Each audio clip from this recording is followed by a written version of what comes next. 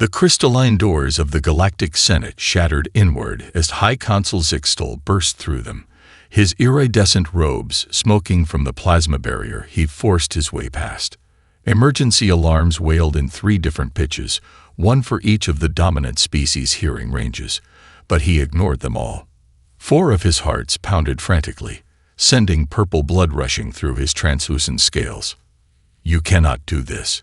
His voice carried across the vast chamber, interrupting Senator Kexixi mid-speech about the quarantine protocols for newly discovered civilizations. The hovering platforms carrying hundreds of representatives from across the galaxy swiveled to face him, their occupants displaying various signs of shock, outrage, and dismay according to their species' customs. The Senate Overseer, a towering crystalline being named Emxthor, flashed warning patterns across their faceted surface. "High Consul Zixtal, you are interrupting an emergency session. Security protocols." "Security?" Zixtal laughed, the sound harsh and desperate. "You speak of security while preparing to isolate the one species that might ensure our survival." He raised his arm, activating the quantum projector embedded in his ceremonial bracelet. The chamber's air shimmed as a hologram materialized, a human female in what the Senate would consider primitive attire, jeans, and a coffee-stained lab coat, working in what appeared to be a modified ground vehicle storage unit. "Behold Dr. Amanda Blackwood," he announced, working in what humans call a garage with equipment she cobbled together from discarded electronic entertainment devices and modified food preparation units. The hologram showed her adjusting something that resembled a quantum probability manipulator, though its design violated at least 7 laws of efficient engineering. Senator Kexixi's tentacles rippled with derision. "This primitive tinkers with toys while calling it science. The quarantine is for their own protection." "Watch," Zixtal commanded, advancing the recording. The crude device hummed to life, and the air around it began to ripple. Dr. Blackwood consulted something called a smartphone, a laughably simple computational device by galactic standards, and made a final adjustment. The garage's reality flickered. Gasps echoed through the chamber as senators recognized what they were seeing. The human had created a localized probability field, something that should require a facility the size of a small moon and energy output equivalent to a young star. Yet there she stood, eating something called a burger while casually breaking the laws of physics in her garage. "Impossible," Mexthor flashed, their crystalline form vibrating with distress. "Our calculations indicate humanity remains centuries away from such achievements." "Your calculations?" Zixtal's scales shifted to deep purple with frustration. "Your perfect, orderly, predictable calculations. That's exactly why we need them. Humanity doesn't progress like we do. They don't wait for complete understanding before trying. They don't follow logical paths of development.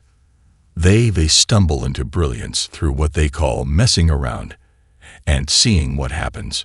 He advanced the recording further. Dr. Blackwood was now talking to another human, showing him her results.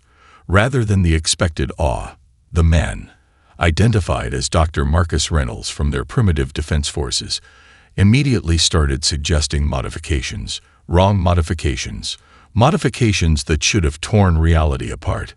Instead, they worked better than the original design. "This is precisely why they must be quarantined," Senator Kexixi insisted. "Their chaotic approach to science endangers everyone around them. They don't even follow proper safety protocols." "Safety?" Zixtal's laugh held an edge of hysteria. "While we perfect our models and run simulations, they build working prototypes from scavenged parts. While we debate theoretical possibilities, they achieve them through trial and error. Their primitive approach gives them insights we miss precisely because we're too advanced to consider them." The Senate chamber erupted in overlapping arguments, each species contributing to the cacophony in their own way. Zixtal's scales paled further as he watched his last chance slipping away. They didn't understand. Couldn't understand. Their very sophistication blinded them to humanity's greatest strength. The ability to be brilliantly, impossibly wrong in exactly the right way. As the Senate overseer called for order and security forces approached, Zixtal played his final card. "The Void Hunters are returning," he announced into the sudden silence. "And these beautiful primitives might be our only hope of survival." The restricted section of the Galactic Library stretched impossibly deep beneath the capital world's crust, its quantum-encrypted data crystals glowing in endless rows of blue-white light. Junior Consul Vex floated behind his mentor, trying to mask his nervous energy fluctuations as they descended past security barriers that could atomize them in microseconds. "High Consul," Vex whispered, his crystalline exoskeleton chiming softly with anxiety. "Accessing these archives without Senate approval is treason." Zixtal's scales rippled with grim amusement. "Add it to my list of crimes. They're already calling for my imprisonment after that display in the Senate chamber." He paused before a particularly ancient data crystal, its surface clouded with age.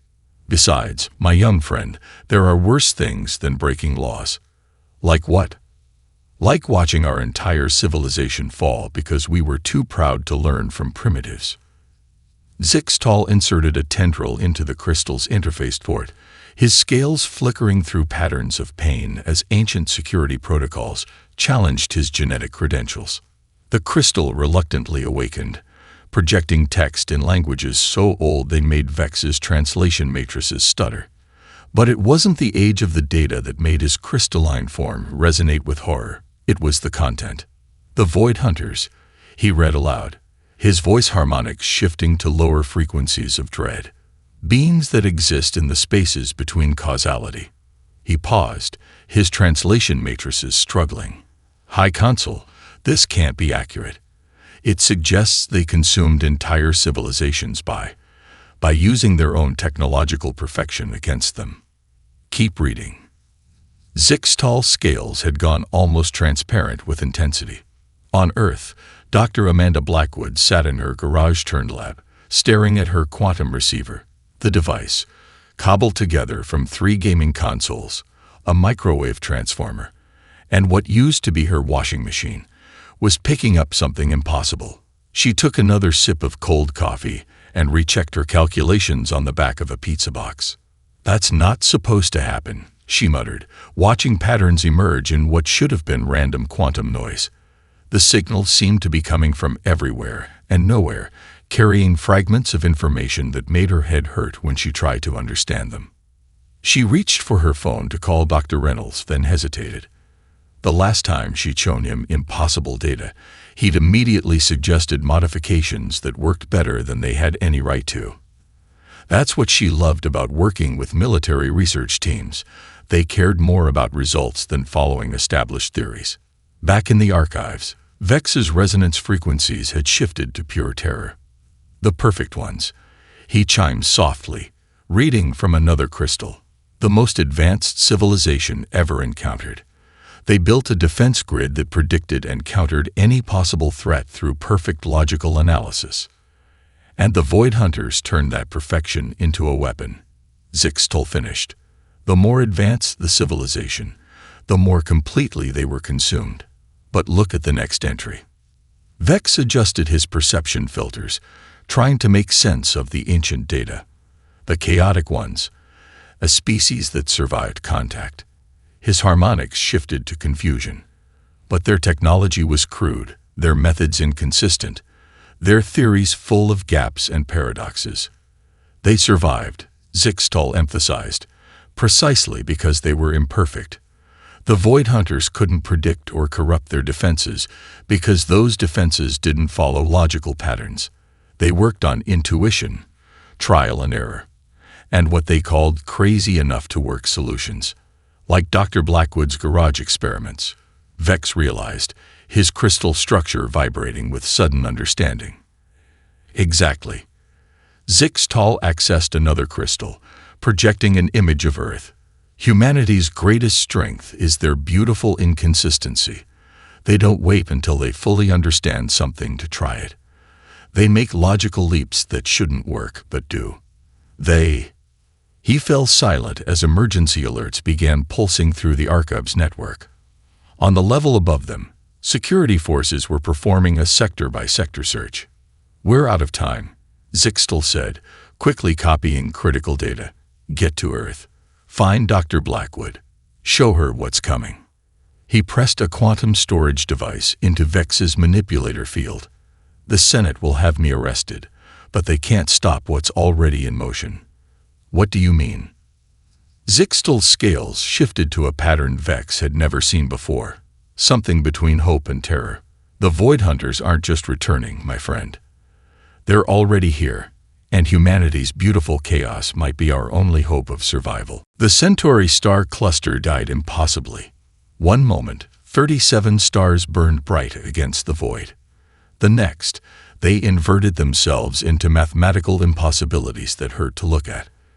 The Senate's emergency response fleet arrived just in time to witness reality itself being rewritten.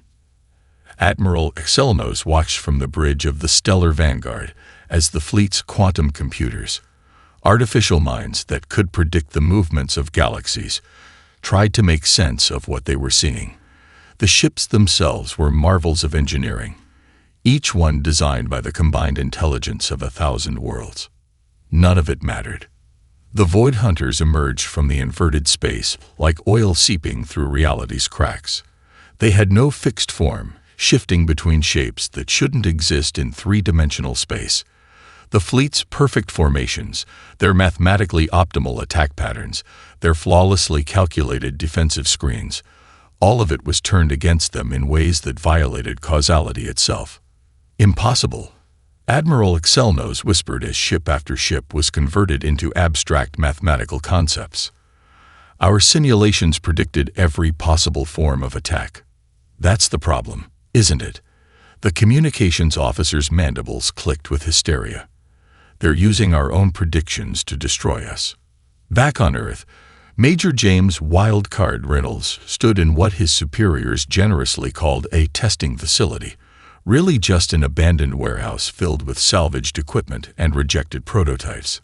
His team of military misfits and civilian scientists had been tasked with developing unconventional defense systems, mainly because no one else wanted the job. "All right, Doc," he called out to Dr. Sarah Martinez, who was balanced precariously on top of a modified radio telescope. "Hit it." Sarah gave a thumbs up and dropped a handful of what appeared to be casino dice into the quantum probability field generator. Another one of Dr. Blackwood's garage specials that shouldn't have worked but somehow did. The dice never hit the ground. Instead, they hung suspended, spinning in patterns that made local reality hiccup. "Theory says this is impossible," Lieutenant Kelly Foster muttered, watching her sensor readings go haywire. The former Air Force pilot had been assigned to the project after suggesting that fighter jets might perform better if they ignored certain laws of physics. "We're basically using random noise to create stable quantum fields." "That's why it works," Reynolds grinned, watching the dice create holes in probability itself. "No one ever told these dice they couldn't manipulate quantum states. Speaking of impossible things." He checked his phone, frowning at the message from Dr. Blackwood. Anyone else picking up weird signals in the quantum band? In deep space, the last survivors of the emergency response fleet retreated in perfect, orderly formations. Admiral Excelnos watched the sensor logs with mounting horror as the Void Hunters consumed the Centauri cluster's remains, converting ordered space-time into something that resembled a Klein bottle having an existential crisis. "Send word to the Senate," he commanded, his crystalline form vibrating with fear. The High Consul was right. They don't just destroy. They turn perfection itself into a weapon. Our greatest achievements become our greatest vulnerabilities. The message never reached the Senate. Instead, it was intercepted by Vex, who was already breaking every law of space travel in his desperate race to reach Earth. The junior consul's crystalline form resonated with grim determination as he pushed his ship's probability drive far beyond its safe limits. Back in the warehouse, Reynolds' team watched in fascination as their quantum dice experiment produced increasingly bizarre results. The random quantum fluctuations were somehow stabilizing into patterns that shouldn't have been possible, patterns that looked disturbingly similar to the signals in Dr. Blackwood's garage. "Major," Sarah called down, her voice tense, "I think we just accidentally created a quantum communications array. And I think something's trying to talk to us." Reynolds stared at the floating dice, their chaotic dance suddenly seeming less random and more like a desperate warning. "Get Dr. Blackwood on the line. Tell her we need to compare notes." "Sir." Lieutenant Foster's voice cracked slightly. "The quantum fluctuations, they match the pattern of that stellar anomaly we detected in the Centauri cluster. The one that shouldn't have been possible." Reynolds watched the dice spinning in their impossible dance, creating patterns that violated every known law of physics. He thought about Dr. Blackwood's garage experiments, about his team's habit of succeeding by ignoring what they were told was impossible, about humanity's knack for stumbling into brilliance through sheer stubbornness. "Well," he said with a grim smile, "looks like we're about to test just how impossible the impossible can get." Dr. Amanda Blackwood's garage lab erupted in a cascade of dimensional fractures as Vex's ship materialized in her driveway, crushing her recycling bin and scaring her neighbor's cat into next Tuesday, literally, thanks to the temporal distortions. The crystalline alien stumbled out of his ship, his translucent form flickering with exhaustion after pushing the probability drive well beyond its design limits. He expected screaming, panic, or at least mild concern. Instead, Dr. Blackwood glanced up from her coffee mug, raised an eyebrow, and said, "You're 3 days early.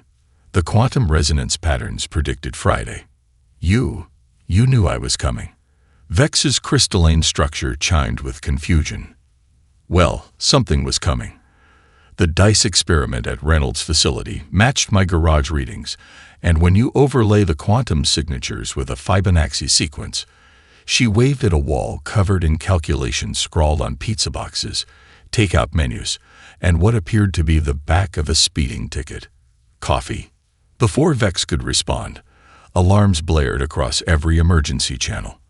The solar monitoring stations had detected a massive solar flare, one that should have given them weeks of warning, not minutes. As Vex's translation matrices processed the situation, he prepared himself for the inevitable panic and chaos. Instead, he watched in amazement as human emergency responses kicked into gear with practiced efficiency that somehow bordered on controlled chaos. Lieutenant Emily "Spark" Martinez's voice crackled over Dr. Blackwood's jury-rigged communications array.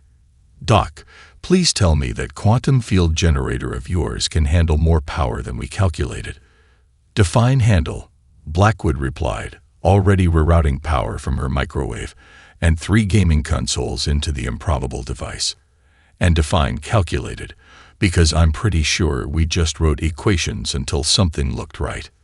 The solar flare's magnetic signature is all wrong," Professor William Harrison chimed in from his basement lab. "It's not natural. It's got the same mathematical impossibilities as the Centauri cluster event." Vex's crystalline form vibrated with horror. "The Void Hunters. They're testing your defenses." "Less exposition, more science," Blackwood interrupted, tossing him a bundle of wires. "Hold these. Don't let them touch." "Probably." Across the country, Reynolds' team was already deploying their quantum dice array, using random chance to create predictable barriers against an unpredictable threat.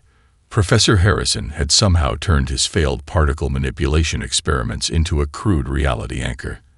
And Lieutenant Martinez was busy converting the city's power grid into what she called a maybe-this-won't-explode electromagnetic shield. None of it should have worked. The solutions violated basic laws of physics, engineering, and common sense. But as Vex watched the humans piece together a defense system from theoretical physics and desperate improvisation, he began to understand what High Consul Zixtal had seen in them. "Your civilization," he chimed softly, helping Blackwood stabilize a quantum field that shouldn't have existed. "It's so primitive, chaotic, inefficient." She grinned, making an adjustment that made reality hiccup. "Beautiful," he finished. You don't wait for perfect solutions. You don't follow established protocols. You just wing it, she shrugged. Sometimes the best way to solve a problem is to try something so crazy that it loops back around to brilliant. Speaking of which, she pointed to her quantum readings. That solar flare's about to hit, and I've got a theory about using your ship's probability drive to enhance our shields. That's impossible, Vex protested. The mathematical models are probably right, she agreed cheerfully. But let's try it anyway. What's the worst that could happen? Total reality failure. C. Low stakes. She was already connecting her garage equipment to his ship's systems. Besides, if the universe does implode, we can probably fix it with duct tape and coffee. As the impossible solar flare approached Earth, Vex watched humans across the globe respond with solutions that ranged from questionably sane to definitely impossible. And somehow, through what appeared to be a combination of scientific genius and complete disregard for the laws of physics, it was working. The crystalline alien found his molecular structure resonating with a new emotion: hope. Perhaps this was why the Void Hunters had come to Earth first. Not because humanity was weak, but because they were the only species crazy enough to fight impossible with impossible. And when the quantum prison pulsed with cold light, its crystalline walls designed to hold beings who could manipulate reality itself. High Consul Zixtal floated in the center, his scales dulled to a pale gray as he watched the Senate's emergency broadcast. On the quantum feed, the Rigel system was disappearing, not with violence or destruction, but with mathematical precision. Beautiful, isn't it? Senator Kexixi's tentacles rippled with false sympathy as he observed the prisoner. How they turned order against itself. Our perfect defenses, our flawless strategies, all becoming weapons in their hands. Zixtal's outer membrane flickered with bitter amusement. You still don't understand. Our perfection is our weakness. We've engineered the chaos out of our civilizations, made everything predictable, reliable. And that's why we must contain Earth's chaos before it infects. The broadcast suddenly fractured into impossible geometries. The Void Hunters had breached the Rigel system's quantum defense grid, the most advanced protection network ever created. The Senate chamber erupted in panic as they watched their greatest achievement turn against them. Observe. Kexixi gestured at the feed, his tentacles trembling despite his controlled tone. The perfect efficiency with which they consume. No waste. No random destruction, every action calculated to maximize. To maximize our own logic against us, Zixtal interrupted. While you marvel at their efficiency, humanity would be trying something absurd, something that breaks all the rules, something that might actually work. In his secured holding cell, Zixtal accessed the last quantum thread connecting him to Earth. Dr. Blackwood's garage experiments had created tiny inconsistencies in reality, just enough for a message to slip through. He had to warn them, had to make them understand before the Senate's quarantine cut Earth off completely. The message cost him dearly. Each word sent waves of pain through his neural networks as the prison's safeguards tried to stop him. But he pushed through, remembering how Dr. Blackwood had casually violated physics because the math looked pretty. Your greatest strength, he transmitted, his scales flickering with effort, is your beautiful imperfection. The Void Hunters can't predict you because you don't follow logic. You break rules you don't even know exist. The prison's security protocols slammed down, cutting off the transmission. But Zixtal's scales rippled with satisfaction. Enough had gotten through. He'd seen humanity's response to the solar flare attack. While the Senate panicked and tried to calculate perfect countermeasures, Earth's defenders had cobbled together solutions that worked despite being theoretically impossible. You're dying for nothing, Kexixi noted, watching Zixtal's weakened state. The quarantine ships are already moving into position. Earth will be isolated, studied, contained. Their chaos cannot be allowed to spread. The Senate's feed showed the Void Hunters' methodical consumption of the Rigel system. Each step was perfect, predicted by their most advanced AI systems, and each prediction became another weapon in the hunter's arsenal. "Tell me, Senator," Zixtol's voice carried despite his weakened state, "if you can predict every move they'll make, why haven't you stopped them?" "We're gathering data, analyzing patterns. Our quantum computers are calculating. While they use those very calculations to predict your responses." Zixtol pressed against the prison field, ignoring the pain it caused. "But humans? They'd try something stupid, something that couldn't possibly work. And in doing so, they'd probably discover 6 impossible things before breakfast." The prison's quantum barriers rippled as an alert swept through the facility. Another core world had gone dark. The Void Hunters were moving faster now, using each conquered system's technology to enhance their efficiency. "Your perfect order," Zixtol whispered as Kexexi hurried away, "is about to meet humanity's beautiful chaos. And I pray to all the rational gods you reject that Earth figures out something impossibly stupid in time to save us all." In his cell, watching the methodical destruction of everything he'd sworn to protect, the former High Consul allowed himself a moment of hope. Because somewhere on Earth, in a garage held together by duct tape and optimism, humans were probably breaking all the right rules in all the wrong ways. And that might be the only thing that could save the galaxy. Dr. Amanda Blackwood stared at the decoded message from Zixtol, her coffee gone cold beside a stack of pizza boxes covered in quantum calculations. Around her garage lab, 3 different teams' channels were alive with chatter as the world's greatest minds processed the revelation that humanity was the galaxy's last hope. "So," Major Reynolds said through the video feed, absently juggling the quantum dice that had started this whole mess, "we're basically dealing with cosmic horror entities that eat advanced civilizations by turning their own perfect technology against them." "That's the simplified version," Vex chimed nervously, his crystalline form reflecting the blue light of the quantum displays. "Cool. When do we start?" The alien's molecular structure vibrated with confusion. You're not concerned. The most advanced civilizations in the galaxy couldn't stop them. The Senate's perfect defense systems were turned into weapons. The Void Hunters consume entire star systems, and you say cool. Professor William Harrison's voice crackled through the speakers, background noise suggesting he was once again rebuilding reality in his basement. "Perfect defense systems, you say? Well, there's your problem. Our stuff barely works on a good day. Can't turn something against us if we don't know how it works in the first place." Lieutenant Emily Martinez chimed in from her makeshift lab in an abandoned arcade, where she'd converted vintage game cabinets into quantum processing units. "Besides, these Void Hunters haven't met humanity's secret weapon yet." "Which is?" Vex asked. "Duct tape and WD-40, she replied cheerfully. "If it moves and shouldn't, use tape. If it doesn't move and should, use WD-40. Everything else is just details." Dr. Catherine Thompson's face appeared in another window, her lab coat covered in equations written in what looked suspiciously like glitter pen. "The quantum mechanics are fascinating. They're using predictability itself as a weapon. But what happens when you introduce deliberate errors into the system?" "You mean like that time we accidentally created a stable quantum field by spilling coffee on the probability generator?" Blackwood grinned, already reaching for her laptop. "Exactly. Our mistakes are our strength.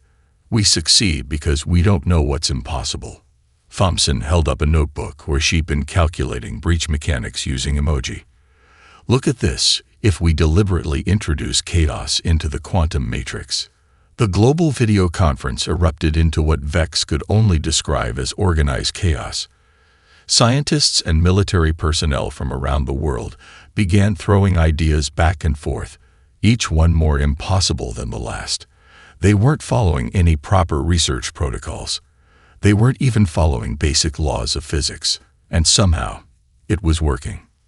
Major Reynolds' team had already converted their quantum dice experiment into a prototype defense grid, using random number generators from online gambling sites to create unpredictable energy patterns.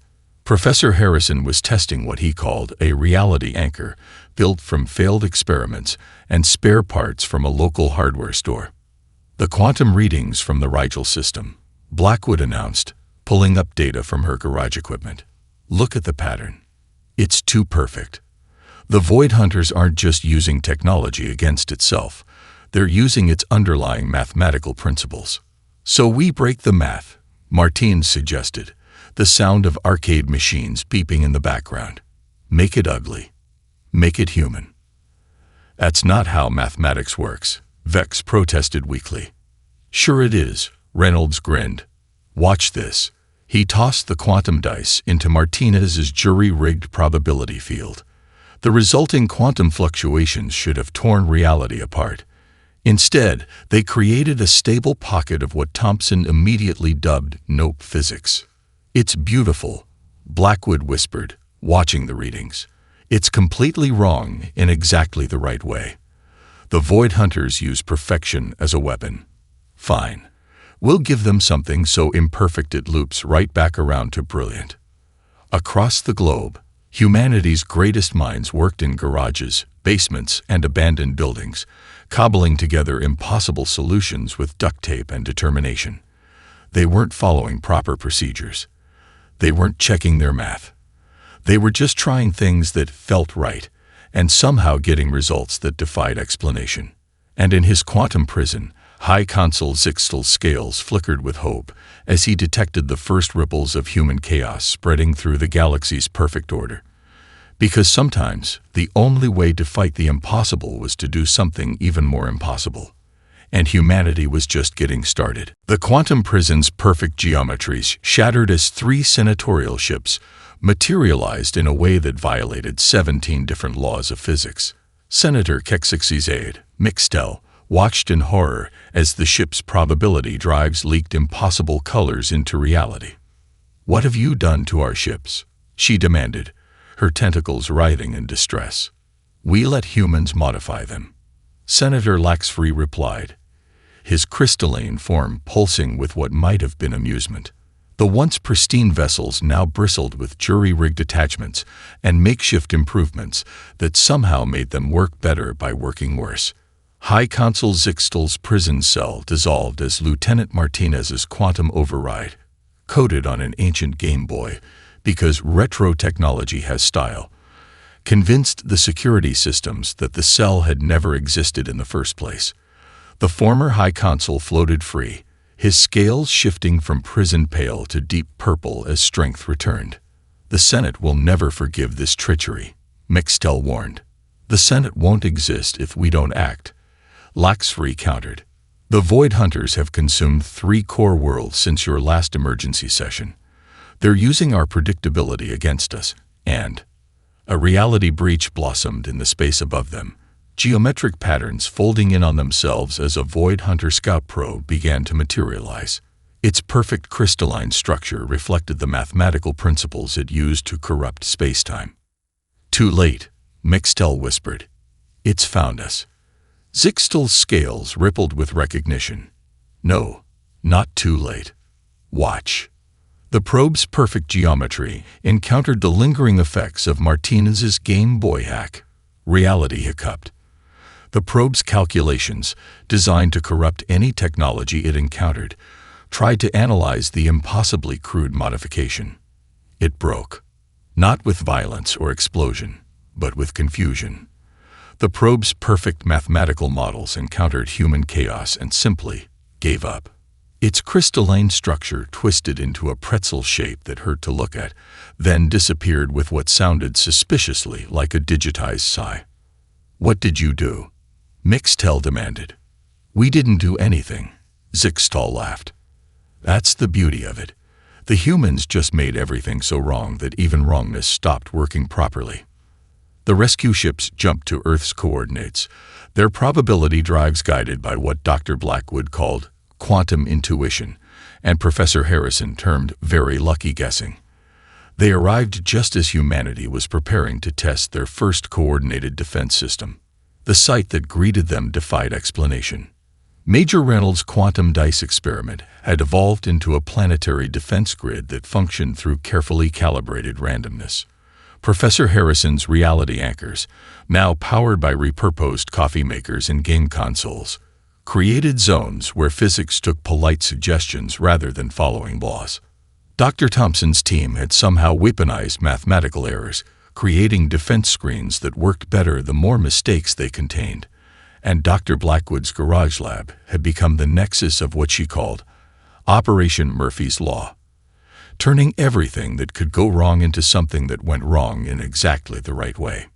Impossible, Mixtel whispered, watching humans casually violate the laws of physics through what appeared to be equal parts scientific genius and complete disregard for how things should work.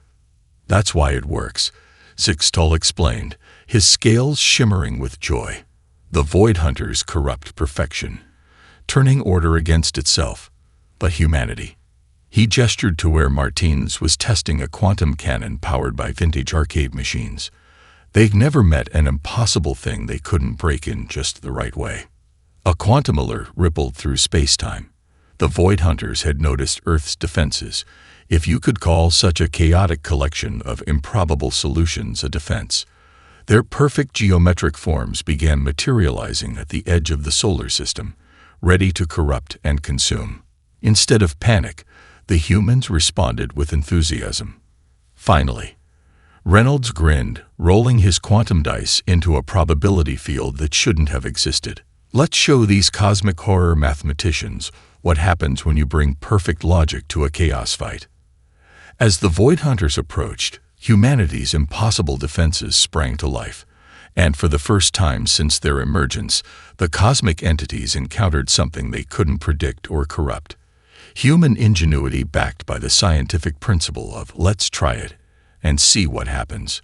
The battle for Earth was about to begin, and it would be anything but perfect. The Void Hunters approached Earth like a geometry proof gone wrong, their perfect crystalline forms folding space-time into impossibly elegant patterns. They had consumed countless civilizations, turning mathematical precision and technological perfection into weapons. Now they faced Earth's defenses, a cobbled-together collection of jury-rigged machines, quantum experiments, and solutions that worked purely through stubborn denial of impossibility. The Hunters paused. They're trying to analyze our defense grid, Dr. Blackwood announced from her garage command center, watching readings on a screen held together with duct tape and optimism. And they're confused. Confused is good, Major Reynolds grinned, his quantum dice spinning in patterns that hurt to look at. Confused means they can't predict us. The first Hunter probe encountered Professor Harrison's reality anchor, powered by 3 coffee makers and an overclocked PlayStation, and immediately tied itself into a quantum knot trying to understand how something so wrong could work so right. They're perfect mathematical models. Vex chimed in amazement, his crystalline form vibrating with barely contained excitement. They can't process your solutions because your solutions shouldn't exist. Story of my life. Lieutenant Martinez laughed from her arcade-turned-quantum fortress. Hey, Doc. Watch what happens when I run their probability calculations through my Pac-Man cabinet. The results defy description. The Hunter probe's attempt to corrupt human technology met an ancient arcade machine that responded with 8-bit chaos. Reality hiccuped, and the probe transformed into something that looked like a Klein bottle having an existential crisis. The main Hunter fleet arrived, their perfect formations ready to turn Earth's defenses against themselves. They found instead a planet protected by mathematical errors, scientific mistakes, and technologies that work through what Dr. Thompson called the power of nope. They're trying to use our own patterns against us, Blackwood observed, watching the quantum readings. But we don't have patterns. We have coffee-powered quantum fields and game consoles calculating probability matrices. The Hunters launched their first major attack, attempting to corrupt Earth's technology through mathematical perfection.